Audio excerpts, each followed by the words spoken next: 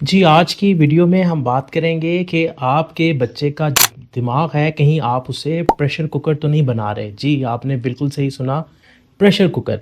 अब बहुत से वालिदैन बच्चे को पढ़ाई के साथ-साथ इतना ज़्यादा प्रेशराइज़ करते हैं कि आपने ए प्लस ग्रेड लेना है और आप अगर फर्स्ट ना आए, तो आपकी ज़िंदगी ख़त्म हो जाएगी और आप कामयाब नहीं होंगे।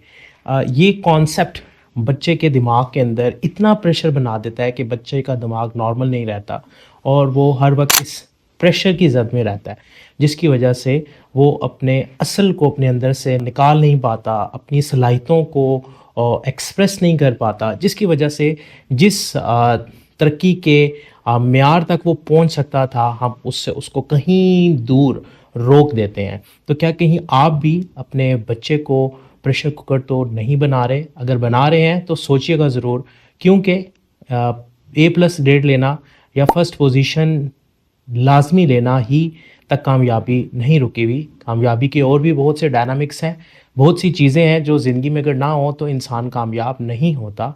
और हमें अपने बच्चों को नंबर रेस की जगह अमली ज़िंदगी के लिए तैयार करना है, और अमली ज़िंदगी के लिए तैयार करने के लिए बहुत सी चीज़ें हैं जिनको हमने अपने बच्चों की ज़िंदगी में लागू करना है।